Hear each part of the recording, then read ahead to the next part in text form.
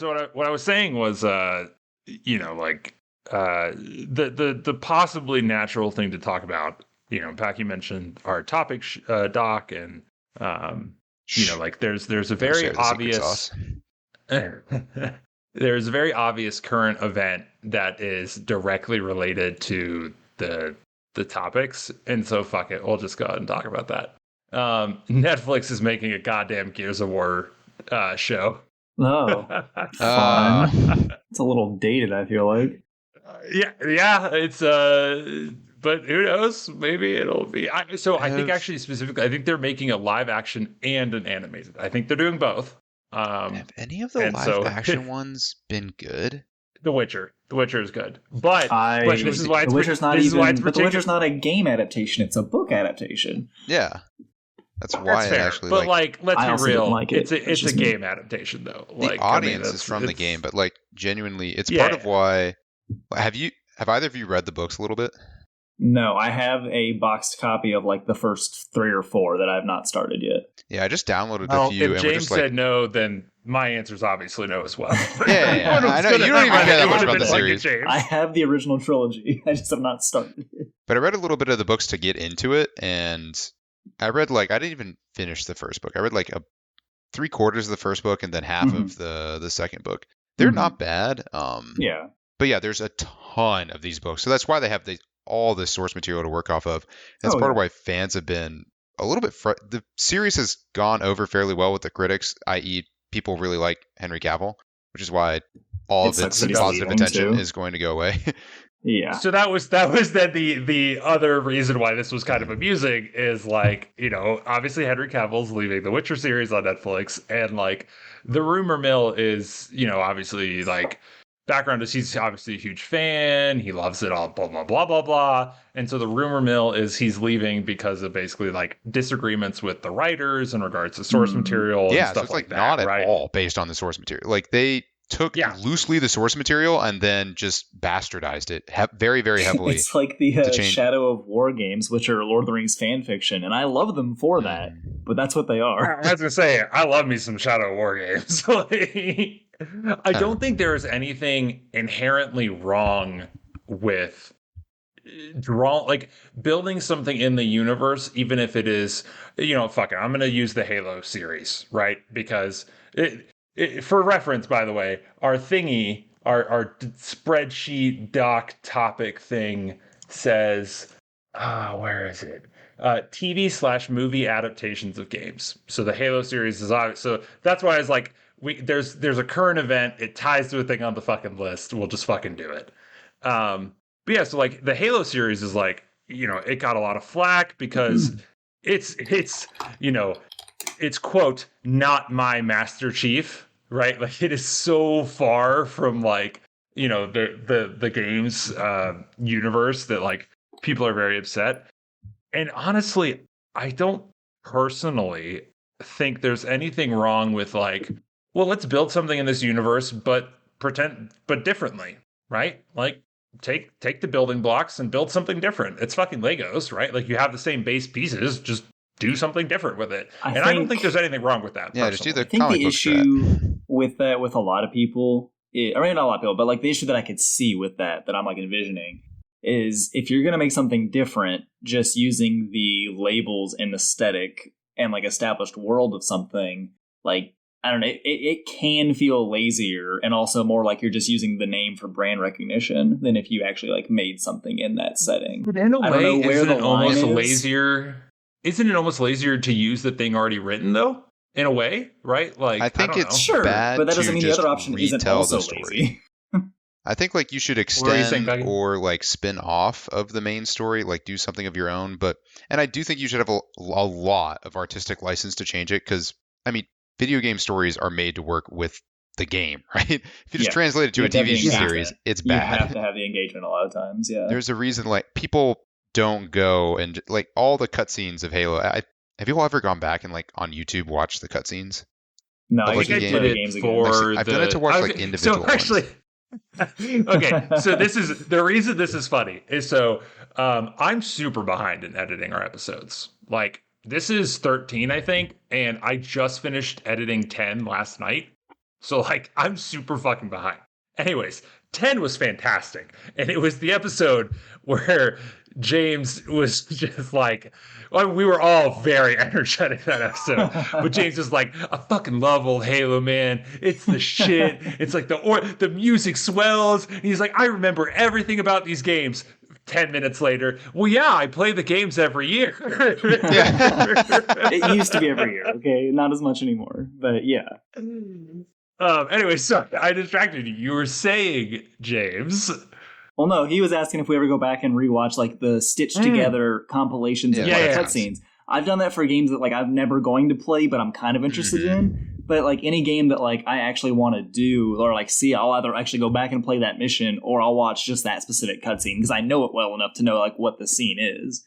Exactly right. Like the game itself does a lot of the narrative heavy lifting and like setting the setting, building up some of the characters through the dialogue you hear in the game, and then they just like take the action scenes, and that's all the cutscenes are stitched together. It's just like the coolest parts, which is what you're competing against with these TV shows and movies and stuff. Is like people think of the cutscenes from the games, which are exclusively the most interesting parts of the story, whereas like the TV series and movies have to actually stitch together entirely a cohesive story that you're just sitting through. So they have a way bigger hill to climb. But anyway, I was just thinking like right at the beginning when you mentioned the God of War series, like I don't know why you would pick did I say God of War? Is it? Wait, which one is it? No, I misremembered. Which one is it? Gears of War. Gears of War. Whatever. Yeah. Okay. I was going to say, like, it's not God of War. It's God of War is not God of War. It is Gears. God of War is actually good at telling their story in the game. They don't need other series. It's true. They now refer to it as just Gears. They dropped the of War. Oh. So they're making a Gears TV show. Yeah, Gears 5. Two Gears TV shows. Man, that is... I don't know. I never played those. I don't want to shit on them too much. I never liked that series. Greg, did you play Gears 5? Can you tell me what Gears 5 is about? Jacob and I keep planning on doing a playthrough of all the games to get to Gears 5, but then we just haven't done it yet because that's a lot to do. What happens in Gears 5?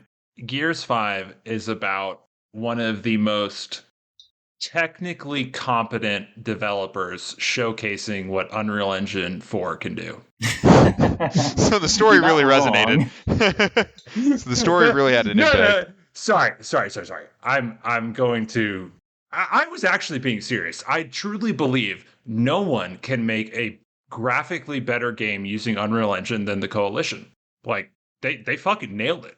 And they fucking nailed it with Hive Busters, and they're going to nail it with Gear 6 using Unreal Engine 5. Because, like, they got some really good, like, just technically competent, like, graphics engine people at that studio, apparently. Like, it's crazy. Anyways, in regards to what it is actually about, it is about Kate, who actually I love as a protagonist, who I think is voiced by Laura Bailey, and she does a fantastic job. But it is about basically, so Gears 4 was about JD, Marcus Phoenix's son, right? Which I don't think I've played all the way through.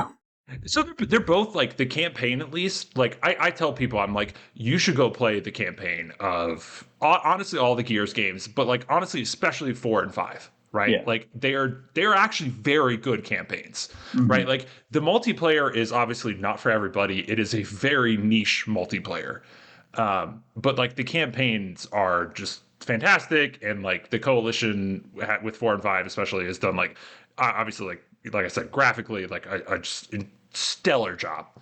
But so Gears 4 is focusing on JD, Marcus Phoenix's son, and so you kind of get the impression that like this new trilogy is going to be obviously about him, right? But then 5 switches the protagonist to Kate, who Kate was basically, I think, like a friend of JD in 4, but then like in 5, she is the main protagonist who you spend the majority of the time playing.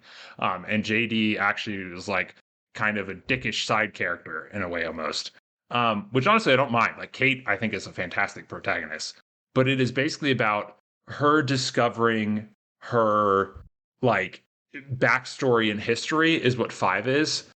Because like I think like she has some connection. It's been a while since I played. It's like I can't remember it fully. She has some connection to did they call it the Swarm or the Locust? I can't remember. Whichever the fuck they call it in 4 and 5. I think it's she has Swarm. Some connection. Which I think obviously like the whole point is like the swarm is the locust essentially, like, and I think they actually touch on that a little bit in 5. But yeah, so it's going into like Kate's backstory of like why she has this like psychic mental connection to them. And it's honestly very good. I haven't played Hive Busters yet. But I suspect everything I've seen is like Hive Busters is very highly regarded, and so it's on my backlog of things to do. My understanding of what Hive Busters is in 5 they introduced this game mode called like Hive Escape or Escape. I don't remember what it was called, but like the essence of it was like there are 3 people, and like canonically what it is like members of the cog intentionally get abducted by the swarm of the locusts. I can't remember because I'm an idiot. And they intentionally get abducted, and they do it so that they can then break out of the, whatever the fuck it is, the pod, and then destroy the hive, right? And so the game mode is, you start in the center of a hive, you detonate a bomb, and you have to escape the hive before the bomb goes off and gets you. And it was really cool too, because this was like, I think their first introduction to like, we've had an episode about user generated content. That was like their big thing with this game mode is you could make your own hive. You could build they had set pieces or tile pieces, and so you place the tile pieces to build your own hive, and then you place the enemies in it. And so then you could go play other people's hives, and it was actually a very cool game mode. Again, like I think Gears PvE is honestly very exceptional. Like it is very good PvE, and that stays true for the campaign, obviously horde mode, and then this new like escape mode in Gears 5. But anyways, back to the thing is, I believe the Hive Busters expansion is basically like, well, let's make an entire campaign around that premise of people getting taken so that they can then intentionally blow up the entire hive. That's again my understanding. I don't know if that's actually true. I haven't played it. But yeah, Gears 5 itself is about Kate and her backstory and her connection to why she has this psychic link to the swarm or whatever the fuck they call it. Super solid game. I believe obviously the Netflix show is going to be about Marcus and not Kate. Yeah. I would be very surprised if it was about Kate. But I would be here for it if it was, to be honest. Like, I mean, I don't know. Yeah, I just you made me talk. I feel like that series has been like on standby for a while, basically since Gears 5 and then Hive Busters came out. And I like they had Gears Tactics, which I've played a little bit of because I love the modern XCOM games. But I was not really good personally. Yeah, Tactics it's solid. It's different enough, but also still like familiar if you've played the modern XCOM games. I really liked it. And they did the whole thing where like I think they had like a was it like a kill chain type thing where like if you got so every time you got like an execution, I think is what it was specifically, tying in the executions that Gears has always been like super focused on. It would give all of your units, I think, another movement like ticket, I think is what it was. I haven't played it in a while, but so it was a really cool way, as someone who again has played probably hundreds of hours of the 2 modern XCOM games, including the like spin-off Chimera Squad. It is a fresh way to do it where you like consistently have your momentum up on your, like you're always trying to like put your units into risky situations to get the executions. So that way they can do more moves and you can just keep chaining it. It fits Gears of War, just like how Halo Wars did a good job of taking something that was not a strategy game and making it into a really good strategy game. I just appreciate when like established properties can, with a good developer, branch into something new and different that they're not usually used to. Like Obsidian doing... what is it? Avowed, the Pillars of Eternity Skyrim, essentially, that's coming out. That'll be interesting. Or is that really out of their wheelhouse? Not their wheelhouse, but it's for the franchise. Pillars of Eternity is a CRPG as like classic as you can get, and taking that into something that like taking the established tropes of the property and doing something different with it, I think is interesting. So all that being said, Gears 5 PvE is excellent. Everyone should go play Gears 5 PvE. Again, I wouldn't touch if you haven't played the PvP before. I wouldn't touch it. It's super fucking niche, and it's got its thing. But yeah, so Netflix is making a thing. Obviously, then Henry Cavill is leaving the Witcher series on Netflix, which is why a lot of people are reticent about Netflix making a Gear series. I'll And say we just then gave so much background for a Netflix series that will undoubtedly blow balls. There is just no way that is good, and I am calling it now. Do not go watch that show. All of the live well, action ones are so terrible, besides the Henry Cavill one. I was gonna say I enjoy The Witcher, and I enjoy his $5. performance in The Witcher. $5 says they get Dave Bautista to play Marcus Phoenix, because like he's literally been saying it for like 5 years now of like, I want to play Marcus Phoenix He in also a said he doesn't want to TV or do movie. action movies anymore because he's in his Oh, mid-50s. okay. I mean, yeah, but like, And that's the they have stunt actioniest of action doubles. series. How would they do it? Yeah, but not as a TV show. I feel like as a TV show, it's going to be dialed back. I don't know. Honestly, like, who knows what's going to happen? If we're talking specifically Netflix adaptations of games, everybody loves, and I haven't watched. Everybody it was Arcane. Is that the Yeah, League of the Legends animated ones are really good. Yeah, And people have also Okay. loved Edge Runners. Both have been massively popular, as was the Castlevania series. Like I really, really liked the Castlevania one. I really, really liked Arcane. I hate League of Legends. I despise that series, and I really like that. I don't think the universe is bad. I think the game is bad. Yeah, exactly. Like I wouldn't want to give. I would have adored if it was bad. I would have ripped into it if the series was bad, and I gotta give it to him. It was excellent. I loved it from start to finish. Like they just did a great I job. gotta fucking renew my Netflix then.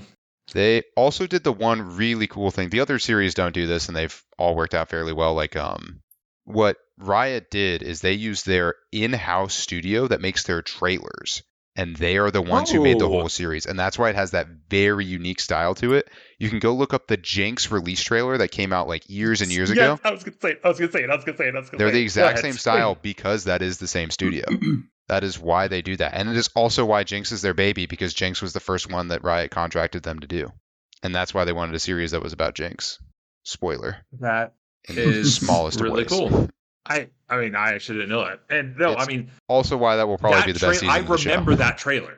Like, also, to be fair, the song with that trailer is a fucking banger, right? Like, League of Legends Riot has also surprisingly does good music songs. really well. I have several of their songs on my phone.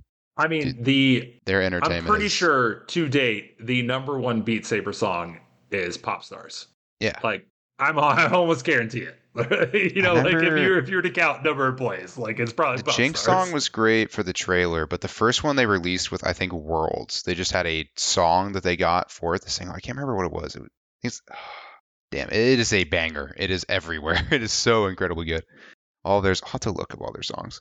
But it's another one that hit like on its own top 20 on the top 100 chart, just because it's a good song, not at all because it was linked to League of Legends. But yeah, I don't understand how people haven't figured out that the animated shows seem to do pretty well, and people like them, and they build off of the style of those shows well. And that's the live why it's action ones interesting that suck. they're doing both. They're doing both. So who knows? I'll say, like, I touched on it briefly, and we probably talked about it a little bit. I enjoyed the Halo series. Again, I think it was clearly, you have to go into it accepting this is not the game, right? I don't understand how you liked it as much as you did. I can't believe you made it to whatever episode it was that people really hated. It was There's like 6. only one episode I do not like, and it is the one where it literally connects not at all back to the story, and it is like a side character that is completely unimportant doing a side mission on her shitty fucking home world, and it's a garbage episode. It has no place in the show, and it's upsetting because like it kind of gave me what is her name? Rose from the most recent Star Wars, the eighth thing. She just got the character got shit on, and then the actress got shit on, and like I kind of got the impression the same thing happened with this episode in the Halo series, and like the episode sucked balls. Like it was terrible. It was not the actress's fault, right? Like. They shouldn't have given her an entire episode, but it's not because she's a bad actress. It's just because it didn't tie back into the fucking story. Like it was so stupid. And it's funny. Like I was talking to Susie, I was like, "This is the worst episode ever. Like this is so bad." And she's like, "Yeah, but it'll pay off in like the finale or something. They'll tie it back in."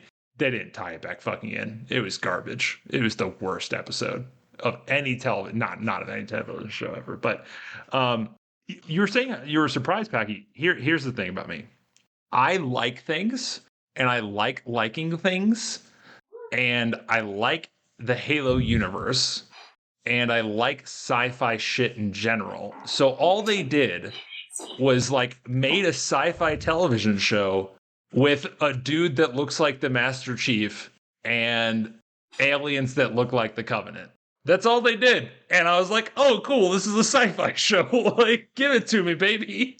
They did hit the right notes for you. I will say that. I will also Again, lots of people disliked it. So, I mean, I'm probably the minority, but like, I love sci-fi shit, and it was a sci-fi show with a reasonably high production value that also had recognizable characters and universes.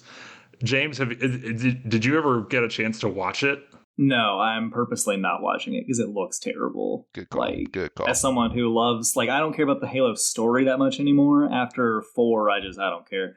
But I still love the world and the setting, and like you said, it's like a reasonable approximation of like the Halo universe in a TV show. But then they also, in the process of doing that, were like, "Hey, let's do some like stupid shit and like shit on this at the same time." I don't know. It just feels bad. If you really, really, really love Halo and absolutely cannot separate what you played growing up or whatever in the games, do not watch it. 100%. Do not watch it. Right? And the books, right? Like the tone of the I read the books when I was a kid too. Yeah, the TV series has a completely different tone than the books. It takes a giant dump all shatters that. Exactly. You have to be willing to accept. Watch it. It's like that image of the series that you really like. It shatters that. It's like weirdly that didn't review and that's well. What I think don't think that there's anything wrong with that. And that's just going to be like it just comes down to some people like it, some people won't. Greg's a series murder apologist. Yeah, oh my god. I think like you could make the argument they could have made this show and just not tied it to Halo and made it with totally different names and made a fine TV show that way. But using the Halo universe actively made the series worse. Because you're especially like a series that is so defined by its characterization of Master Chief, which is specifically what they wanted to change. Like everything around Halo revolves around Master Chief being this like inaccessible badass who is barely human. And they were like, we're going to really humanize him. We're really going to give him some feelings. The man who mass murders. He murders hundreds of thousands. And they tried to make him an emotional thing. Like that. Which works, but similar. I'm sorry. I was just gonna say it's different and similar to like the Star Wars properties to me too, where like they could have taken the name and done anything in the Halo universe. Like there's a ton. They could have told the story about the insurrection, like that led up before the Covenant got discovered. Yeah, that could have been like the twist of the season. Yeah. So it could have been this grounded, like kind of espionage. Like you see some of the Spartan stuff in the background because like they were made for that war, and then towards the middle of it or the end, you get the Covenant entering the scene, and then it becomes a show about like how you have to deal with that. I don't know. Like I think that would have been cool. And the reason I say it's like Star Wars would have been cool. Yeah. Is I love Star Wars, but modern cinematic Star Wars, at least, honestly, everything but the TV shows is purposely becoming like just a branch that curves back on itself repeatedly. It's like everything's only about the Skywalkers. Everything's only about Tatooine and like the 3 planets that Disney picked out of a hat. Like I know, having been like vaguely familiar with obviously the what's now Legends, the old expanded universe. Like yeah, there was a lot of stuff that definitely tied back into the Skywalkers, but it never felt like it was only there to serve the original 3 or 6 movies. Like it always felt like it was there to expand on it. And obviously the joke is like in Star Wars, at least the old universe, that no matter what character was on screen, somebody had written a book about them because that was just what people did back in the day from like 1970 to 2005. Is if you saw a character in the background of a Star Wars movie, there was a Wikipedia entry somewhere with like paragraphs of context. And I don't think it needs to be like that level of like everybody gets a story, but it definitely does not need to be, every story is only a Skywalker story. It's just, there's so much in Star Wars and it's so lame to do that. I don't Well, no, understand. I agree. Like, in general, Rogue One seemed to have like Rogue One's so figured good. it out, right? Like So how to do good. it. You take Apparently one Andor's really outstanding good, too. question, you fill one plot hole from an insignificant detail. You just pick one that's fun, and then you create your entire you have reference and the familiarity of the world that you've built, but you just write your own story within that is entirely disconnected. And also, I think I personally, one of the reasons I love Rogue One is one, obviously beyond everything you just said and like how gorgeous it is, while staying like true to like the in-universe rules of Star Wars. They absolutely had the balls to end it the way they did, where if you haven't seen Rogue One at this point, spoilers, right. All the characters in the movie that are introduced, they don't try to Disneyfy them and shove them into future properties. They all just die because that's just how it is sometimes. And I think so many people, when they are creative, they're like, oh, I want to turn this into a franchise, because obviously if you make a successful franchise, you're going to be rolling in money for forever. But I respect creatively them being like, we're going to have our story. It's going to set out to do what we want it to do. It's going to be well established and true, quote unquote, to like the world. And we're going to, like not try to shoehorn everything else into everything else. Like they have like a really cool ending scene with Vader tying right into immediately the intro to episode 4. But it's great. Like it's so well done. I don't know. Jedi Fallen Order feels the same way to me, the game, where they have their own story and it has tangents where it references obviously the greater universe, but it doesn't try to shoehorn like everything back into itself. I don't know. They've made Star Wars so small, and that's what I cannot stand. It is crazy for a series that did so well off of feeling like they were a small, insignificant part of a much, much larger universe. And then they just kind of completely reversed that and made them the center of it. I know. Everything is literally like, it's all like so shallow now. There's the entire galaxy that used to be full of thousands of races and all these little individual conflicts and obviously history. And now it's literally just, there are 9 movies. They are the only things that matter. And the only thing that actually matters is Skywalker and Palpatine. And it's, I don't know. I'm really disappointed with the modern Star Wars movies, if you can't tell. You must be the only one. It's just me. I know. I don't know if by the time I post this episode, I'll be including video or not. But I mean, you guys saw I was so holding back because I am so passionate about this. And I just really want to not interrupt you all. But I'm probably going to get shot for saying this, not by you guys, because I'm basically going to agree with what you said. Rogue One is the best Star Wars movie they've ever made. I agree. I think it's better than the original trilogy. I think it's better than the prequels. I think it's definitely better than the sequels, because the sequels suck dick. Yeah, 7's the only okay one, and Last Jedi's fine. It's just not very good. Yeah, I don't think anyone would compare it to any of the... I mean, the prequels were a notorious critical flop, and the sequels have been similar. The only thing you can't really compare it to the original series just because they're incredibly different movies. Yeah. Like, one is a fun adventure and the other is a tense drama. Yes. I mean, and I think that's very valid. And also, I mean, I'm not going to lie, I'm a little bit of a basic bitch, and the prequels look kind of old. And I mean... What? I'm a little bit of a basic bitch. What can I say? It's a crazy thing to say about those movies because they were so technologically advanced when they came out. I realize how amusing that is. Oh my god! Like, of all the things to criticize about those movies, they still look fine. They look fine. They don't look good, right? But I'd love for you to pick out some scenes. Phenomenal. Well, yeah, Rogue One is an incredibly beautiful movie, and part of it is because... That's my point. That's my point. I mean, part of it is the detail of the movie because they're using insanely high quality cameras. Exactly. That's my point. The prequels are fucking old. Like you are disagreeing with me. Like that. You are agreeing with me by disagreeing. Like it's. Yeah, I mean the cinema. The prequels are good. Not the prequels. The original trilogy is. I mean, the prequels are good. Don't get me wrong. The original trilogy is very good. But Rogue One is by far and away the. Well, they also best just do Star Wars that really artistic, ever made, in my opinion.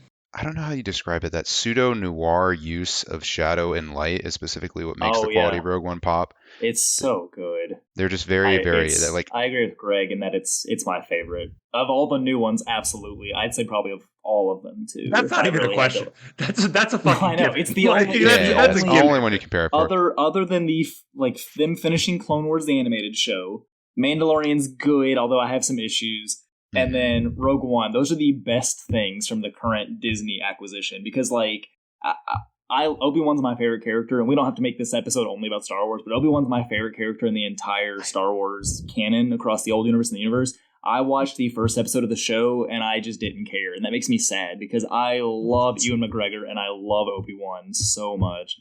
What? How did you? What? I was bored. Okay. I was like, I literally do not care about this. And it had so many things that like I like on paper. Like I like seeing the Inquisitorius is like a cool thing. Because obviously I love Fallen Order. Like Fallen Order is great. And I love like Inquisitor things in like any media. Like if you look at Warhammer 40k, there's Inquisitors in that. And I think they're like the coolest fucking things. But yeah, I thought Obi-Wan's story was really boring. It was fine. Like, it looks good and it's well acted, but I just did not give a shit. Yeah. And that makes me so sad because I love Obi-Wan. I only cared about it because I still deeply care about Vader and Obi-Wan as characters and, like, all of their interactions. I was just waiting for those scenes every episode. Right. I was just like, come on, exactly. give me what I'm here for. Yeah, okay. I'm going to go now because I can't hold it in any longer. Oh, my God. I'm going to shut your video off. I can't watch you gyrate as James is talking.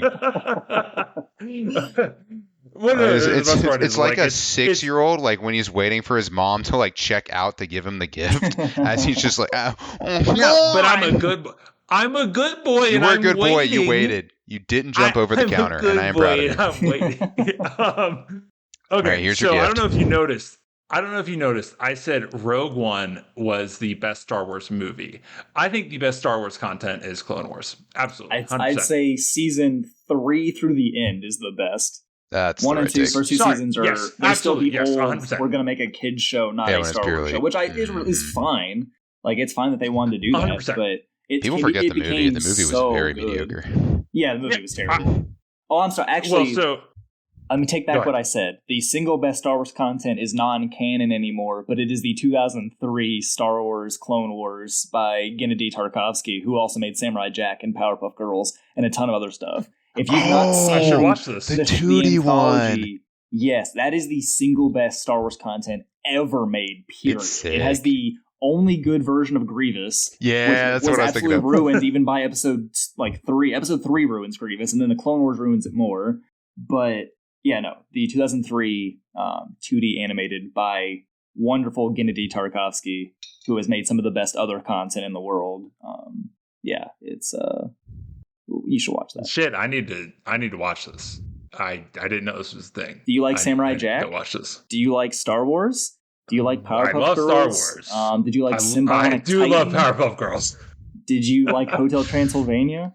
The man who created all these things made the best Star Wars content ever made. I have to go watch this. But yes, I would agree with you. Yes, I think you're right. Season 3 to the end. Specifically, like obviously Disney's track record with Star Wars is hit or miss. I think the movies are very miss. I think the shows are mostly hit, sometimes miss. But god damn, the final Disney Plus season of Clone Wars, it fucking did it for me. Like, oh my god, it hit every note it needed to. And I think I don't know if I talked about this on this podcast or with you all individually or what, but like, a big part of, going back to the Obi-Wan show, right? Like, it was not a fantastic show. I agree with you on that, but I still loved it. And the reason I loved it is because we grew up with that, right? Like, like that's what we grew up with, like other people, like older people than us, they grew up with the original trilogy. And that's why, I understand when they're going to like shoot me in the face for saying that Rogue One is better than the original trilogy, because that's what they grew up with. And honestly, that's a very significant thing. And so we grew up with the prequels, and that's why, like I loved the Obi-Wan show, because like it gave me that, just more of what I grew up with, more of the, people have nostalgia for Star Wars and the original trilogy, and we have Star nostalgia for the prequel trilogy in Star Wars at this point, right? And so like the Obi-Wan show gave me that, and like Clone Wars also gives me that, right? Because that is the Clone Wars takes place between 2 and 3, right? And then more importantly, the finale of Clone Wars on Disney Plus takes place during the third prequel movie, episode 3. And so and Ahsoka is by far and away my favorite character in the Star Wars universe at this point. Absolutely. Because of the Clone Wars, right? Yeah. And then Disney did a Star Wars Legends, I think they call it, which is ironic because there's like the Legends Extended Universe or whatever. Maybe I'm wrong. Maybe it's not Star Wars Legends. I can't remember what it is. But Tales of the Jedi, if you mean the ongoing series. Yes. It's shorts. It's like 15-minute animated things. Yeah, I think so. Which again gave me more Ahsoka, and I fucking love it. It's so good. Anyone who likes Star Wars, particularly anyone even within like 10 years of us, right? Like let's say like 15 to 35 years old or some shit. I don't fucking know. I'm making up this gap, this fucking thing. We're all older than 25 for anyone. I realized I said 10 years and I did that. Anyways, we're all older than 25, but seriously, anyone between like 15 and 35 years old, like go watch the Clone Wars. Like it is if you're mildly interested in Star Wars, right? Like go watch the Clone Wars. I understand it's a cartoon and like some people don't like it, but like I truly believe it is the best Star Wars content that exists. Well, apparently James is saying some other person made better Star Wars content. I gotta go watch that. Seriously, so maybe you should go watch that. All right, hold on. It's just not canon anymore, and they did pull a lot of the ideas from it into the modern Clone Wars show.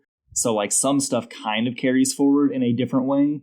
But yeah, the old one that is non-canon is the best single Star Wars content ever made, followed by Rogue One and the modern Clone Wars show. Well, and then we should probably mention the Topher Grace, who is fucking Eric from that 70s show. Oh, yeah. You can't find it anymore. Sorry. You can't find his cut of Star Wars 1 through 3 anymore? Yeah, for everybody else, Topher Grace made a 90-something minute cut of all the prequels together, which more or less just removes Jar Jar from the movie and and just condenses it to be most of the action and the important scenes as opposed to a lot of the cringy dialogue. Episode 2 Geonosis Arena fight. Bingo. I was going to say, stays. So all the Jedi fights stay. There are peak moments, right? Like it is obviously the end of the first one, Phantom Menace, where it is Qui-Gon Jinn, Obi-Wan versus Darth Maul. That's why the prequels Darth Maul's fantastic. Yeah. I think you can take individual scenes from the prequels. They have some of the best individual scenes of the entire series. The like fight choreography and everything is exactly. I mean, it's top notch. Obviously, because in the original trilogy, they're just swinging like bats at each other because it's supposed to be like old Mystic. But every scene Maul is in is really, really good. Same in the Clone Wars. Yeah, a lot of the council scenes are actually good. It's just a lot of the every scene with the person who does not get roasted enough in that movie is like every scene with Padme sucks. It's just really boring. I don't think you can say it doesn't get roasted enough because it gets roasted all the fucking time. No. Literally all the fucking time. Her performance gets such a pass. Roasted. I mean, I think... No, it doesn't. No, Anakin is recognized as really bad, which he is, but I think Padme's performance mostly gets a pass. Good, though. I think he finds his stride in the third movie, I think. When he starts to like when he makes that emotional turn, I think he does a really, really good job. But like all the interactions with Padme are so incredibly cringy. I think they're really, really bad. Well, no, and that's honestly why it's not his fault though. Yeah, I think it's just really bad dialogue. He couldn't save it. Neither of them could. Well, and that's why I also think, like a lot of people watch the prequels and they're like, this is stupid, right? Like, it's just like what they show in the prequels is so like, it's literally just Anakin is a fucking idiot. That's the prequels. That's the extent of it, is Anakin is an idiot. Like that's well, at one point he's a young boy and he's a really hot young boy. Yeah, but he's an idiot. That's the impression you get is like, man, this dude is fucking stupid. Why is he doing this? He's so easily manipulated, blah, blah, blah, blah, blah. And that is why I think the Clone Wars excels, is because it gives you the backstory that is needed to make that, that switch from the Jedi to the Sith more justifiable, right? Like, because you watch the movies and you're literally just like, he's an idiot. That like there's it's just he's an idiot, right? Yeah, Like right. there's nothing else there, right? Like he's just fucking stupid. Like He got sold on a and the Clone single Wars lie that is not justifies it a little. justified. But Yeah, nature like, of the movie, right? Like, the TV show is able to do that very slow burn and show Exactly. gradual Yeah, character they've got development. like 40 hours of content you can watch. That is instead why of you should 6 go watch hours. the Clone Wars, because the Clone Wars is super fucking good. Yeah, it just all works well. I think it works well in conjunction. It's just spaced out in a way. Yes. Well, and then so the follow up is Rebels is also very good. Rebels is not as good as Clone Wars, but it is still very, very good. And then Maul shows up in Rebels as well, and Ahsoka shows up in Rebels as well. And just it's very good. Like, Man, that's the character I want to talk about Wars. when you talk about either of the animated series. Like, Maul is There's such. You've never seen where like the retelling of the character, both versions of the character are incredibly popular. Maul as the stoic guy who has almost no lines and like has a cool lightsaber and it gets into fights, is incredibly well liked in the live action series, and then he is incredibly, if not the most popular character from the Clone Wars. It's all Sam Witwer. He is such a good fucking actor. I love him. He was good as Starkiller in the Force Unleashed games, and those are not he's canon Starkiller anymore. too. Yeah, Sam Witwer's great. Also very. I never played those games, but I know people adore those games. I loved them, and then when Disney bought it and they cut the canon, I was like, I know this is stupid, but this would have been so cool to have in the canon. I'm still holding out hope that we get it eventually. I think you could work it in, but I know he's like over the. Starkiller is like absurdly strong, right? He beats Darth Vader in those games, right? Starkiller is able, like, he's probably the most egregiously overpowered, other than Palpatine in the last movie, where Palpatine creates a like atmospheric storm to ground hundreds of ships. But before that became a thing, Starkiller was able to pull a Star Destroyer. This is the nerd. I remember that. It's in the trailer. No, it's in the trailer. It's huge. Out of orbit, and it's amazing. I remember that trailer. I really wanted to get the game. It looks so cool. It's like, oh my god, you get to do that. I love. So I played the first one on the Wii, and let me tell you, why? What are you doing? The motion controls. Exactly. I was a fucking child, and it was Star Wars, and I had the motion control of the Wii mode, and I was going, choo, choo, choo, and it was fantastic. It was fucking phenomenal. It was, I mean, don't get me wrong. If I played it now, I'd be like, this is fucking garbage, right? But like, at the time, it was phenomenal. It was the greatest thing ever to me. I was like, pew, pew, pew. It's so good. God. Those games, before we move on, I just want to say those games are the first games I remember playing that were like a massive tech demonstration upgrade over what was currently existing, because they were some of the first games I personally saw, if not the first ones, that had material deformation, like based on surfaces. So if you threw a Stormtrooper at like metal versus wood, it would do different things to the material on the wall, which like I don't think I'd ever seen that in another game before those. And then they had really, really good like body rigging. So like if you picked up a Stormtrooper, he could grab onto his surroundings. So if you happen to pick up like multiple Stormtroopers, they would grab onto each other, or like try to grab onto walls as you dragged them around. And then like along with that, they had like solid AI, like just, usage of those like physics meshes and stuff. But yeah, those games, I mean, like they're obviously like now it's whatever, but like they were so good for their time for being kind of a generic action game. Oh yeah. Star Wars doesn't get enough credit for churning out some really, really good games with a sprinkling of horrific ones.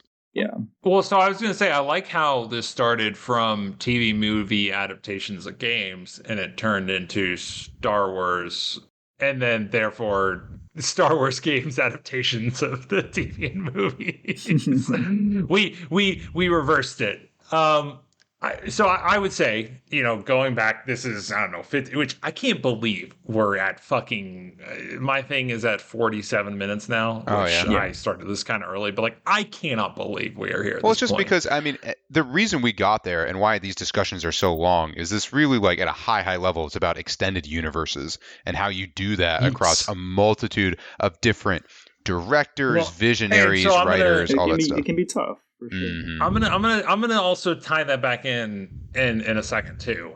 By a second, I probably mean like fucking 15 minutes realistically at this goddamn point. But So I was gonna say, like I've been saying, like, oh, Clone Wars is the best and Rebels is really good. And then James, you were saying you didn't like Obi-Wan, but I was saying I did. And Mm-hmm. I the reason I liked Obi-Wan is I grew up, we grew up with the prequels. And then more importantly, like and you mentioned Inquisitorius, like I would not have liked Obi-Wan as much as I did if I had not A, watched Rebels, and B, played Jedi Fallen Order. Yeah, Which, of James, you course. said you hadn't watched Rebels, so maybe that's I've part of seen it. I don't bits know. and pieces. I've seen some of the like highlights, like the final fight with Maul and stuff like that. But I was gonna say the Ahsoka Vader in Rebels I think I've is seen that one. I think those are the two big ones that I for sure have seen. soup's good. Yeah. Yeah.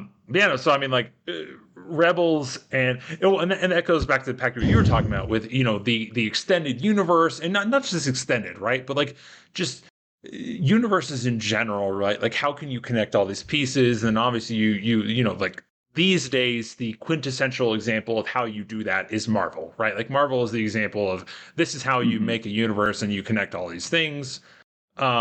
But I mean, Star Wars does a decent job too, right? Like, especially with the current TV shows, right? Like, I mean, the movies we've already established the movies kind of Yeah, I suck, mean, but the TV shows are pretty solid, and it ties back things. And like I said, Obi-Wan for me was really good, not just because the show itself was good. I mean, the show itself was pretty average, mhm. right? But it was good because it tied in Rebels and it tied in Jedi Fallen Order essentially, and like yeah, it was an extension upon the universe, giving me really good fucking nostalgia feels, and Yeah, so I loved it because of that. I just want to say Star Wars was doing it long before Marvel. Well, it's Yes, Like but weird Marvel's done it better than because anybody else. they're just the Marvel first ones to has. do it with like one lead narrative visionary, and then they put a lot Well, of so money Star into Wars doing. has a person like that, but it's just for the TV shows. They have not. I can't remember his Yeah, name off the top of my head, but they have not used him for the movie. They didn't use him for the movie continuity at all, which I think is a lot of the reason why those three movies. Because like, yeah, they had different mm, directors, but there was no unified narrative vision or like creative aesthetic through line on any of them. yeah, Where that's what I'm instead, you saying. definitely get that on the TV shows, absolutely. Even the like live between the live action and the animated ones. Well, I I can't remember mean, his name, but but he's great. Kevin sometimes Page. too much Wait, no, that's the because Marvel guy. no, that's Marvel. That's Marvel. You done. Who's the guy? He's the guy in the Marvel movie who fucking in the Iron Man movie. He's the right hand man in the Iron Man. Favreau? It's not. Is John Favreau Yes, he's the guy. No, but that's is not he the Star that's not Wars the one guy? guy. That's He's the not one who I'm guy. thinking of. No, they specifically have a. Give me James, a go look second. this up. I'm Yeah, looking I it was up. gonna say, go look this up while I say that. So Marvel has Sometimes Kevin they did it too Feige. far, though. Star Wars has. Let me figure it out. The reason I say they sometimes do it too far is the Book of Boba Fett was the fucking Oh, I Mandalorian. didn't. Dave Filoni. That's who I'm thinking of. Dave Filoni has Yeah, been creative, yeah. supervising director for like all of the Clone Wars and all the other shows. John Favreau's done like more of the live action, but he still has like Dave Filoni helping guiding the actual like vision. Sorry. Okay. Yeah. Finish what you're saying. Which is so crucial. No, I mean, all I was saying was Book of Boba Fett was Mandalorian, and he went too far in that case. But I think this is like, I think it's very crucial to have that leading, guiding head. I mean, if you look at like, this is so fucking random at this point, right? But like, if you look at like a business, right? Like, that is the role of the CEO. Like the CEO is, the one responsible for ensuring that the company has a coordinated guiding vision. And that's what those, Kevin Feige and Dave Filoni are. That's the role they're playing in, like fucking Kevin Feige is essentially the CEO of Marvel, right? And like he's the one responsible for providing this, making sure things are cohesive across departments, across shows, across movies, etc. And same for Dave Filoni, I think apparently. it's closer to like a project lead, and it's more like because I think the problem was that to take the CEO analogy, CEOs are very loosely at the top structured to kind of keep departments and stuff like that together, but they're disconnected from the day to day of like what they're actually doing. Well, And I no, think when but that's stories my are treated point, that though. way, Is a project lead is a showrunner, right? And so you need a person above the project lead, above the showrunner, to make sure that the different projects, the different shows, stay in sync with each other. I just think with Right, and narratives that's it's different because the whole point is like everybody you're making sure that each of these blocks that everybody's building together like fit very cohesively in a flowing way, whereas CEOs it's more like managing different departments that do very, very different things that So ultimately maybe end up one as a step, single product. maybe the in between, right? Like maybe it's the VP instead of the CEO, right? I I don't believe know. it. I mean, I like take to it. me, like a PM is a showrunner, and so you need the person above the PM to I think coordinate the different PMs, the different showrunners, to essentially. bridge both of your examples. I don't know if you all saw the DC studio news from a few weeks ago, but James Gunn and one second, I forgot his Yeah. name, but him and another guy are splitting the DC Studios CEO position. And basically, James Gunn will continue focusing on the creative aspect, and then the other guy will continue to focus on the like financial, like marketing aspect. Yeah, so that'll be very. I think that's promising, right? I think How's that relationship gonna work? All right, I I'm don't gonna know, try and do the but fun stuff and plan out all the stories, and then you be the person to tell me what I can't do. what's it? I can't find his name, but the other guy. From what I saw from like the different articles about it, it seemed like most people were pretty happy with it. So obviously James Gunn is great, Right. Creatively, and then I think a lot of other people were still happy with the other guy too, because he seemed like somebody who had been in control of some other projects that were solid on the DC side or something. I can't remember exactly, but just interesting that they. I don't remember. I might be making. I'm just more the idea that DC's had solid projects. I know. I did not see any like. Apparently, Black Adam is good. So. I don't know. I haven't watched it. No way. I don't believe that. Absolutely not. I think people like it. I think people believe like Black it's entertaining, but I will not believe that it's good. Bro, I'm looking at 39% on Rotten Tomatoes. Okay. Oh, But what's the audience score? Is what's 90. the audience score? Audience score is 90. Dude, critics are stupid. Critics are fucking retarded. Critics are the dumbest pieces of shit on the goddamn audiences just planet. like The Rock. Audiences, like I'm looking at a picture of The Rock and they're just hitting the up button. Okay, but what matters, right? Like, do I enjoy the movie? Thoughtful opinions. Yes or no? Thoughtful opinions are what matters. I'll throw that. I will stand by that one, as opposed to I like Rock. Critics are fucking stupid. Critics are dumb as shit. You said it's a good movie, and I said it's not a good movie, but I bet it's entertaining, and those are different things. That's fair. That's probably fair. We're also taking movie opinions from the guy who made it through the Halo series. That's fair.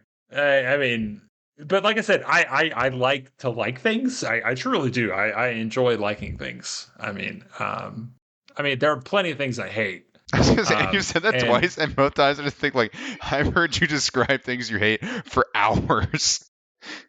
You love to hate on certain franchises. Okay, so that must mean they're really trash. If I like those things and I still hate them. All right. This sounds unbiased. That must be it. Yeah, that must. Yeah, I like to like things that are good. Exactly. It's almost like the Halo series and Black Adam. I just like quality stuff. It's almost like people are individuals and people like what they like and people don't like what they don't like. And everyone is entitled to their own opinion. And critics are entitled to their opinion. I just happen to believe that the critic score on Rotten Tomato is so far detached from the audience score on Rotten Tomatoes that it's fucking stupid and it's pointless. That's not a hot take. I think especially for movies like this. They're just trying to be simple action movies. It doesn't need to be some incredibly crazy, fantastic, heartfelt drama or romance or whatever, right? Like, it's fucking Black Adam. He's a goddamn superhero and it's played by The Rock. Like, am I going to sit there and enjoy it for 2 hours? Yes. It did its goddamn job, right? Like, I don't know.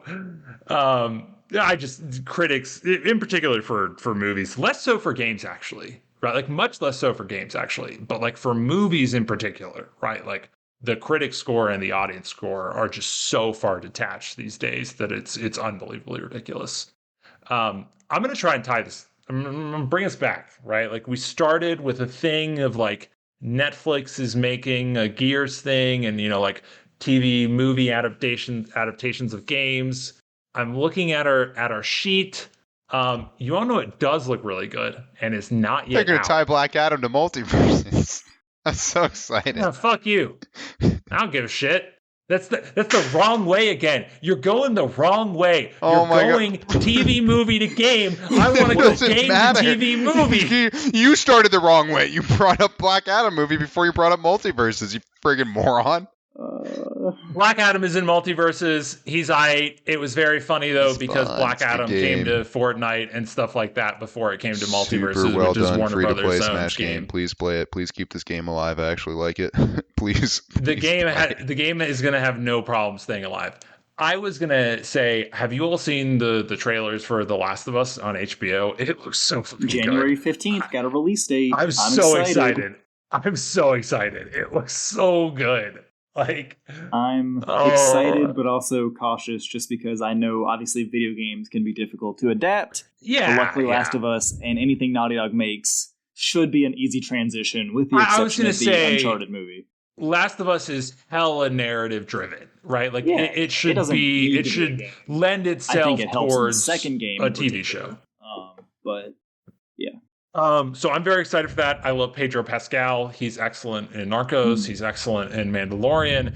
And honest to God, this is so random. He is excellent in the COVID community table read where he replaced the dude that I can't remember his name, but like the original guy was excellent in that show. It was the one, it was, I think the season 5. It's this. So, okay. So the season 5 premiere of Community is Pierce is dead. Right. And so, or maybe it's not the premiere. I don't remember. No, it's not the premiere. It's like halfway through the thing. Anyways, Pierce is dead. He's died. Yeah. And the guy comes in, he gives them a polygraph, like a, polygraph lie detector thing of like, I remember the whatever. episode. They did a table read of this during COVID. Yeah, so during COVID, they did a table read. Donald Glover came back for it and everything even. The original guy who was the polygraph instructor giver couldn't make it. And they had Pedro Pascal read that role. I think he's fucking great. That. I love Pedro Pascal. He's excellent. And so I'm very excited for he the was Last good of in Us Wonder Woman show. 1984 or whatever, which was not a good movie, but he was good in it. I never watched that one. Oh, don't watch God, it. he was in that. He was the villain. Yeah. Yeah, he but was he's the so villain. good. Oh my in God. He's great. Yeah, he is. The movie's garbage. It's awful. I heard. I was really It's sad. embarrassing as a follow up to the original one. I was going to say the original Wonder Woman was so much better. It's very sad it's how not bad like the second one was. fantastic, but for the DC quality, it's good. So if I'm looking, go ahead, Peggy. I was gonna say just Wonder Woman getting a good movie, right? Like it kind of came out of left field, and everybody was very, very ready for like there to be a really good female superhero. And so when everybody finally got one, everyone was so on board and like so excited for what they were gonna do next with the series, and then it just flops. It's not good. Oh, we could. I could tie this back to the episode I just edited of Everybody Hates Female Protagonists in Games. And then everyone hates Brie Larson as Captain Marvel, but we should not. That's a whole other can of worms. So I'm curious. I don't know. I'm looking at our little doc here, and somebody wrote BioShock in there. And who the fuck wrote that? And what were you talking about? Because I have no idea what you're talking about. Are they making a BioShock movie or TV show? Isn't Netflix making a BioShock show? Or they're like quote unquote making? It's probably Netflix like, or Amazon. It's probably Netflix super or Amazon. early, but there is a BioShock show planned, and I personally hope it talks about Rapture before the fall, because it could be extremely interesting. Netflix, yeah. Netflix, baby. It is a movie. Oh, it's a movie? Oh, okay. I mean, there's been a BioShock property that's been kicked around literally since BioShock came out. I know somebody has been always kind of constantly trying to make something, because like the setting would be real interesting, in a movie or a TV show or something. I think a TV show would be really cool if they did like an anthology TV show about, again, before Rapture before the fall, like before the events of the first game. That would be really interesting. But and this ties back exactly to what you were saying about the Halo series and honestly about Rogue One in general, right? Of like the way to do this successfully is to use the universe. And if you don't want to retell the story that's already been told, tell a new story in the universe, right? Yeah. Like that is the greatest way to do that. And so I totally agree with you. Like the idea of that city is amazing. Like they could do so much in Rapture. And so like I would love it if like you said, it was basically Rapture before the fall. I think that'd be super duper interesting. So then tying this back into to games and not even just games, right? But I mean, well, games, but also, Packy, you were saying like, we're talking about a lot how this is not just about Star Wars or about an individual thing or a TV show or movie. It is about building this universe and all this stuff. And so I think this is also interesting too, because we had the thing where we talked about the Ubisoft whatever the fuck they call it, forward event, I think. And then they had the Assassin's Creed stuff, and they're making Assassin's Creed games, and then Netflix is making an Assassin's Creed show as well. And so that's very interesting too. But so what I think is important is like, if you're gonna try and milk the teat of us gamers, and get us to subscribe to your shitty streaming service and watch the show by leveraging some beloved IP, tie it back into the game. And sorry, let me actually not necessarily say tie it back into the game. I mean, if you can tie it back in narratively or whatever to the game, then that's great. But like, we've also talked about how like the industry is shifting towards this free to play model in general. And like Multiverses is an excellent example of like, the movie Black Adam came out, and then around the same time it was delayed, and it should have been earlier, right? But like, if you're gonna do this, if you're gonna make a movie or a TV show based on a game, have an event in the game at the same time around the fucking movie or TV show, right? Like, it is so obvious, and I don't know, like, it's so obvious. Please do that. Like, if you're going to make a Gears show on Netflix, have an event in Gears 5 or 6, if that's out at the time, about the fucking TV show, right? Like, even if it's just some stupid fucking cosmetic. Well, okay, apparently Riot knows how to fucking do the multimedia. I mean, that's what this is, right? It's but think about, right? Who are the other? Did Halo do it? So I think that was actually a big. So I think they technically at the end ended up giving away something, right? But it was like so dumb and small, and it was very much an afterthought, right? Like, Halo did not do a good job of having an event in Infinite for the Halo series. They should have done a better job. They did not do a good job. I think those are just the two live service games that have done these series. All the other ones are like single player narrative games that like their games went on sale when the TV series were airing. But besides that, like, there wasn't events that they could do because they're not live service.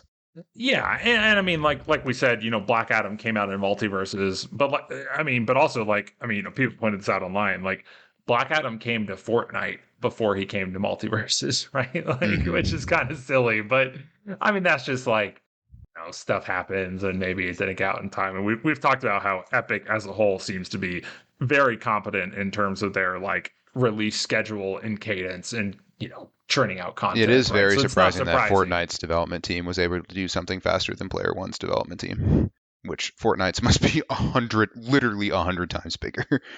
I was going to say, exactly, right? Like, you actually didn't layer on the sarcasm thick enough there. Like, it almost sounded genuine when you said it, as genuinely surprising when, Sure, I'll make it more obvious. Right? Yeah, like, Fortnite's development team is bigger than everyone's, period. As far as individual games go.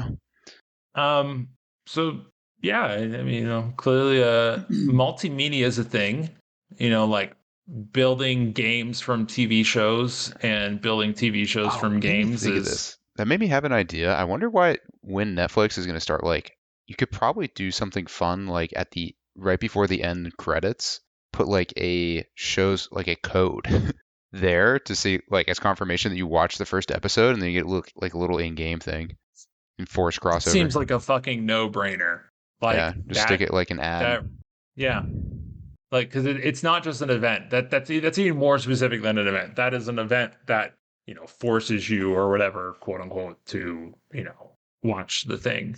And I don't know. It just feels like a fucking no-brainer. Like, if you're gonna do that, if you're gonna make a game from a show or a show from a game, like, have them happen at the same time, have an event in one, if it's, fucking a live service game or whatever, like, I don't know, it feels so obvious. And so hopefully, the Gears adaptation will do that. I feel like there was a period when we were getting like a decent amount of, if not TV shows and game like crossovers, but just like a decent amount of just like crossovers in that style in general.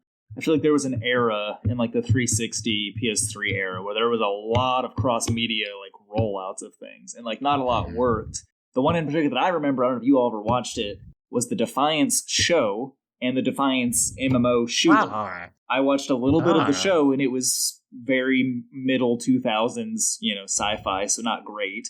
But the game, for being a console shooter MMO, was like fine. Like, I played a lot of it, honestly. Like, not a lot, but like a decent amount, probably like 10, 15, 20 hours. But like, I remember that being like a big flagship thing when that came out. They were like, we're doing a show and a game, and they're tied together, and the stuff players do in the raids and stuff in the game are going to affect the show, and vice versa. And it doesn't always work because obviously those things have very different lead times on production. But it's cool that they tried.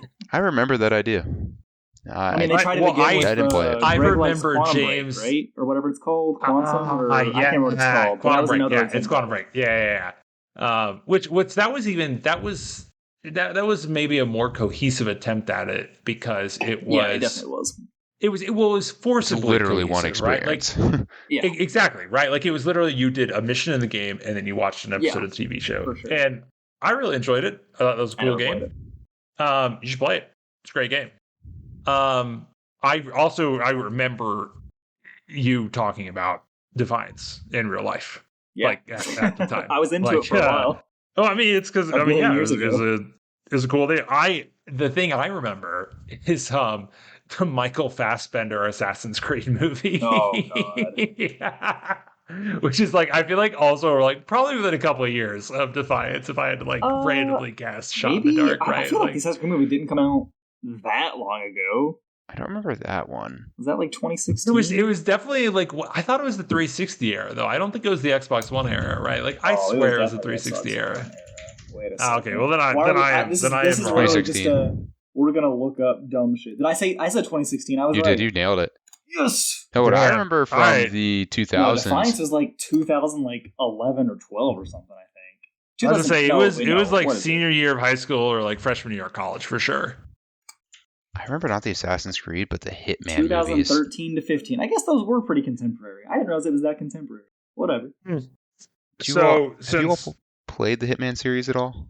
Yeah, I played a tiny bit of the originals, and then I've loved the modern trilogy made by IO, and I'm really excited for James Bond that's going to use the same mechanics. Oh, yeah. I'm so excited. Fine, yeah, what you're going to have. There's supposed to be a roguelike mode coming out for Hitman soon, isn't there?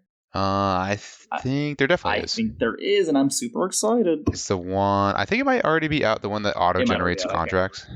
Which, like, that's awesome. Like, that's perfect for that kind of game. I haven't played it yet, but I'm...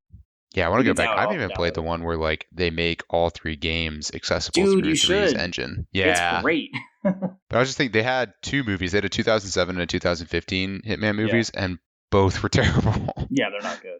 Nah, there's very little good video game media other than video games.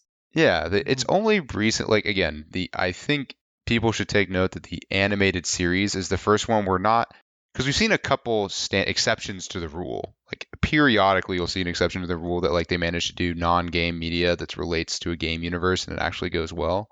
But the animated Sonic series actually is a surprisingly funny example of that. Yeah, like, both the Sonic movies are actually thoroughly enjoyable. It very, very occasionally works out, but most of the time it doesn't, right? Like, I'm sure the Mario movie is about to come around and prove once again that it's a terrible idea. No doubt. But the animated series and the style of animated series they've been doing on Netflix is clearly, like, multiple people have tried it and multiple people have had success. So there seems to be some kind of pattern there that I hope people will pick up on. And Gears of War will hopefully prove that again by having a terrible live action, but hopefully a decent animated series. Maybe it'll be fun if it's the other way around. The animated sucks dick and the live there is no way that those gruff men. That would be really funny. I am going to take over though, because James, you pointed out this has devolved into us looking at random shit, and I'm already behind on editing. And so I'm not going to end this here, but I'm giving us our final prompt, and that is it. That is going to be the end. What is, and whoever is more passionate can go first. What is your favorite or your least favorite, either way, TV movie adaptation of a game, or again, either way, game adaptation of a TV or movie? Oh, Favorite or least favorite, either way, right? So you got 4 dimensions to work with essentially here. 2 by 2, go. Whichever you guys think. I know I got something. I'm trying to think. Does it have to be a specific adaptation? So, like, not just a Star Wars game. It has to be like a Star Wars movie game or something. Is that what you're asking? I gave you no time to think about this answer, well, cool. so like it can be whatever the fuck you want. Let me throw some stuff out. The Episode 3 Star Wars video game is actually really, really good. For what I don't know why, but it's really good. It has a dueling mode that's literally just a fighting game, but with Star Wars, and it's actually pretty well done. I don't know why that one specifically is really good. If we're not talking about specific movie related, or I guess we can talk about specific movie. Spider-Man 2 is still fantastic. The original Spider-Man 2, one of the best superhero games ever made.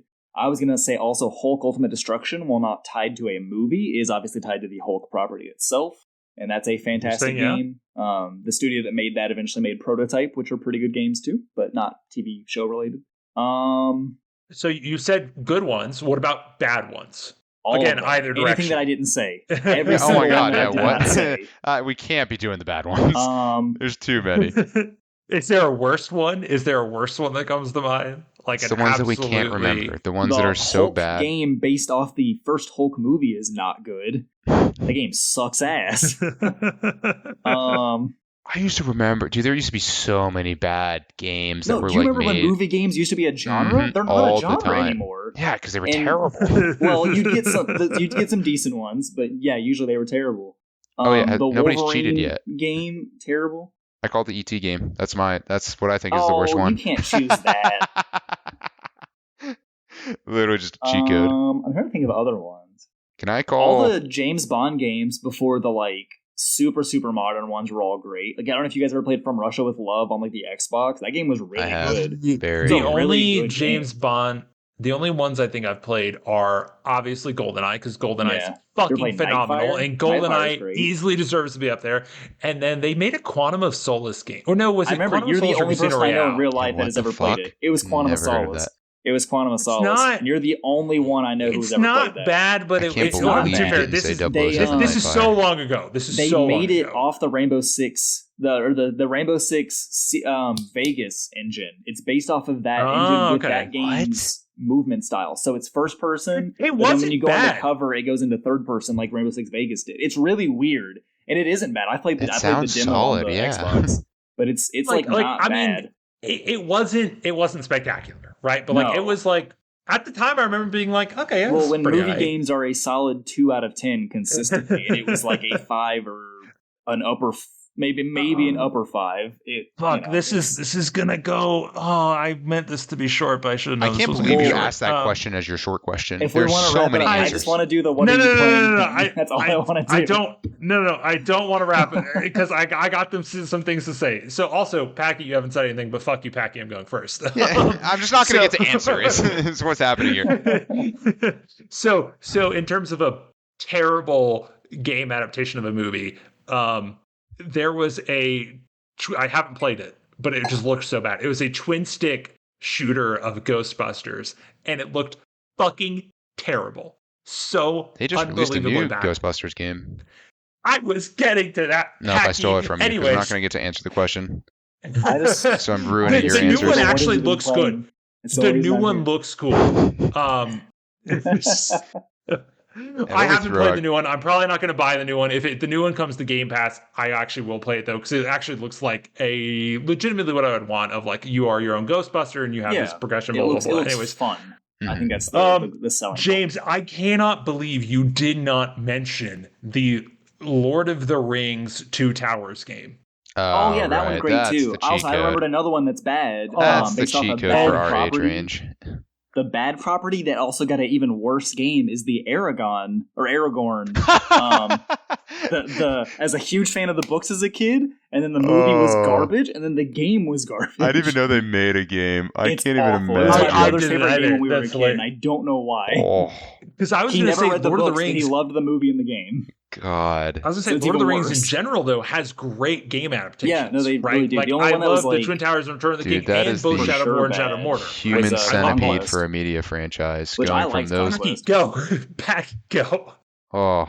It's the Omega cheat code, but I would say the first Pokemon movie, because that is a video game series that spawned a movie, but it's more of an anime at this point. But I mean, the first Pokemon movie was a friggin' really good. banger. Yeah, Pokemon is indeed the Omega cheat code of cross collaboration between TV, movies, and games, right? Like, it's not. I don't know if it's the first, but like it's goddamn one of them, right? Like it's definitely one of the unique one in that both the TV series and the video game series are standalone, insanely popular. Like you can be a fan of one and not need the other, and there are many people who are. I threw out there one mediocre one that doesn't get much attention. That is, it's a weird. I just want to mention it's not even super bad. The plot is bad. They did a movie that they paired with Final Fantasy 15. Because they butchered the plot so bad they couldn't cram all the plot into the movie. And it is Greg, if you watched it, you probably did, right? So I haven't watched that. I was just thinking of like the Final Fantasy movies, though, which I don't actually think are related to Final Fantasy, but they're just like the movies where people die. No, that's Final Destination. Oh shit, it's Final Destination. I'm goddamn retarded. They have made other Final Fantasy movies, so fucking stupid. That's really so stupid. Also, I'm shocked. I thought you were going to for like your. I thought you were going to say Injustice. I don't know why. It's your like video game. Oh, Injustice is great. I love Injustice. Injustice is really good. I really enjoy Injustice. It's not really like I mean, arguably, Multiverses is the same thing as Injustice, but just as good, right? Like, I strongly disagree. No, I'm about to say no. Well, I mean, it's I you love don't like Multiverses more, and Injustice is objectively a better made game. I'm also surprised you didn't hit him with a hot take and say Warcraft, because I've never heard someone defend that movie more than you have. All right. God damn it. All right, we're doing it. This bitch is going to 2 hours long. This bitch is going to 2 hours long. What have you guys been playing this week? What have you been doing this week? Fuck you, James. Fuck you, James. Because this actually, I'm going to tie this back. I'm going to tie this back so early on, too. So, Packy, you were like, have either of you guys watched the old Halo cinematics on YouTube? So I don't think I've ever done that. No, maybe I did like Halo 2 Anniversary Remastered. That's it. But what I have done is I always, at the end of every expansion, because I play the first 3 months of a WoW expansion and I don't play the rest of the WoW expansion, I will always watch the supercuts of the WoW expansions at the end of it, right? To catch up on everything that I didn't play. I fucking love doing that. Okay, the Warcraft movie is not a bad movie. Not only is it not a bad movie, and they're not going to make another one, it's so upsetting. It admittedly, if someone turns this into a segment or a YouTube video, the title you're looking for is "When Greg Was Wrong." I can feel the listeners. We're going about like, I like the Halo series, I like the Warcraft movies. So they're all fucking There's no listeners left now. It is not the best movie that could have been made. They could have made a better movie. And it's really upsetting because like, and obviously this is, like, I'm not original in this thought, right? But like, they should make a Warcraft Arthas trilogy. And again, not original in this thought. They should cast Henry Cavill as Arthas Menethil, aka the Lich King. Yeah. And I'll take it. Goddamn, Henry Cavill would fucking blow that shit out of the fucking park. Hey, so James, what have you been playing recently? So 2 things that I really wanted to talk about because I'm excited about it. I don't remember if I mentioned it before or at the end of the episode last week, but I beat Millennia in Elden Ring, who is, you've probably seen. Oh shit! You've given us like every other week updates on this. Actually, I know. You don't understand. Yeah. So I have 3 playthroughs I'm doing on my Xbox. I have the one that has been at the last boss for forever, and then I've got 2 more. And then I bought it on the PlayStation 5 to play with Jacob because he has on PlayStation 5, so we can play together. And then I've got like 3 playthroughs on that are all like super low or whatever.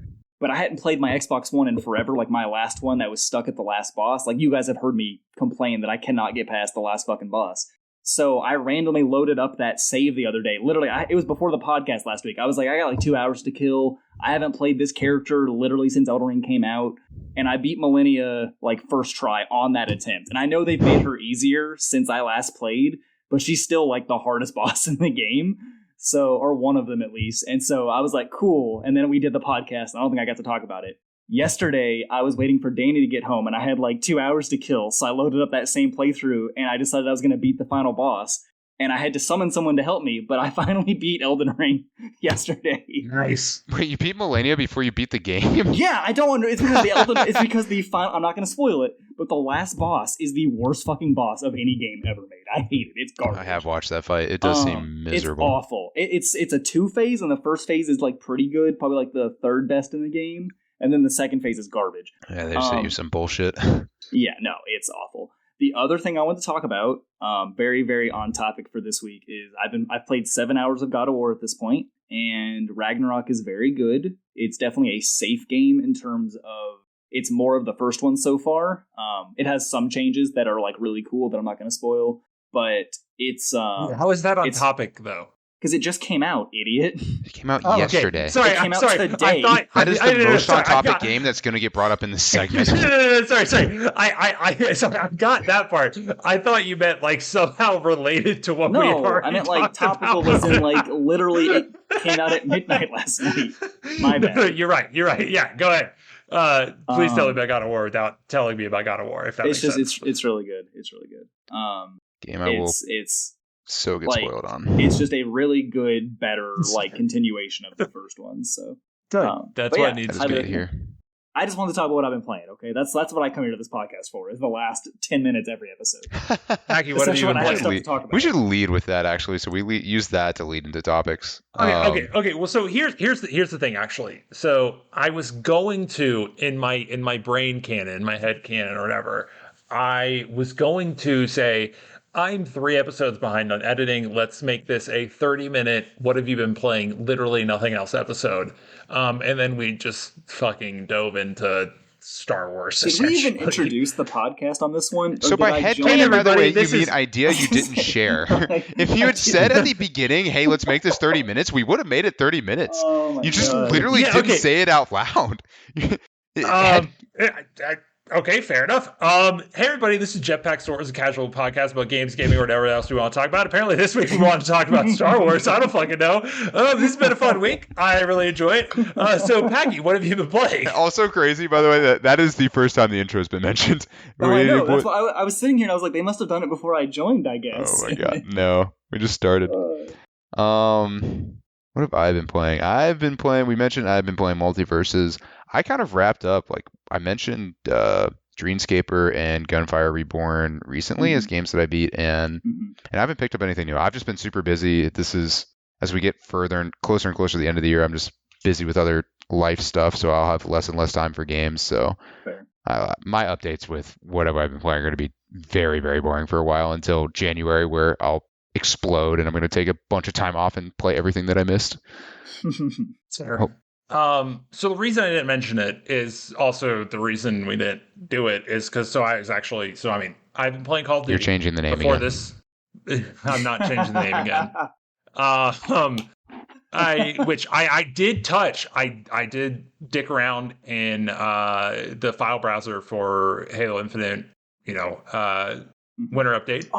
That's something I wanted to talk about. We can talk about it next week, but I heard some stuff about the winter update that I wanted to talk about, but I haven't played it myself. I've played it a little bit, not very much. Most of my time has been spent, obviously we talked about this a little last week, Call of Duty Modern Warfare 2. And I played some today. I was playing with Max, and actually, Max has been on the show before. It's our episode about survival crafting games. I'd highly recommend you listening to it if you haven't already. But so I was just kind of like, hey, Max, you want to just join us and talk about Call of Duty? Because like I said, I was just planning on talking about like, what have we been playing, right? And so we talked about it a little last week, and I was mostly negative on the game, and I want to be not just was I mostly negative. I feel like James, you and I talked about it for more or less 45 minutes, and not a lot of necessarily substance was said. I don't know. So I was going to be a little more like thought out and like prepared and whatever else. And so here's my spiel that I didn't write down, but I was thinking about as I was playing today with Max. Wait, is this your COD overview? Yeah, so you can drop if you want. Go fuck thanks. yourself, Packy. You better fucking say, you're a bitch. You better rejoin. He's gone. He's gay. I bet he rejoins. So James, since you've played COD, solid. I think you said like 6 or 7. I think I'd probably place it around a 7. I give it a 7 now, but only for the multiplayer I've played. I love it and I hate it. It's the classic COD, but my problem is they made so many changes from classic COD that I wanted classic COD, and then it's not that, right? Like they took away reload canceling, and I noticed that. I understand that that's more realistic, but I don't give a shit. And Packy just said he's not fucking coming back. Yeah, no, he's not coming back. So in that case, I will definitely wrap this up soon. Reload canceling is gone, and it's fucking bullshit, and I hate it, and I want it back. Please give me reload canceling back, which for those who don't know, reload canceling is essentially you start reloading, and then you could do any number of things to stop it. You could start sprinting, you could switch weapons back and forth, and you would basically go back to where you were. And now it's basically like each gun seems to have like a distinct number of points. And so if you hit that point in the reload process, like that's where you resume, right? So if you take the clip out and you switch weapons and come back, you resume it. The clip is out and you're putting the new one in. And I hate it. I understand it's like more realistic or whatever, but I don't fucking give a shit. It's Call of Duty. It's not Battlefield. I actually like it because I remember in the old games you get into situations where you thought you did a full reload and you didn't. And so when you switch back to the gun thinking that it's ready, it would just do the entire reload animation again instead of just part of the I like having a partial reload because then when you switch back, it can be ready up again. Yeah, I mean, like it's not. I just miss it. I'm ingrained, like it's ingrained in my brain that I can double tap Y to cancel the reload, and I can't do it anymore. And it's really upsetting, I still do it sometimes too, where I catch myself trying to cancel it, and I'm like, I can't do this anymore. This is stupid. And so I just like that's a change, and I it's not digging with me. And then like the other big changes I've talked about this before, like you don't show up on the minimap when you shoot your gun, which I'm not going to get too far into it, but like. That frustrates me, but then more importantly, what frustrates me is the combination of that plus UAVs are so fucking strong because you don't unlock ghosts until the second half of the game. So there's always a UAV in the sky, and you literally just have to just play the game assuming the enemy knows where you are the entire time, which is very frustrating. I mean, to be fair, like one of my main preferred methods of playing is ghost, suppressor, SMG, run around the map, shoot them in the back, kill them, and then continue murdering their team.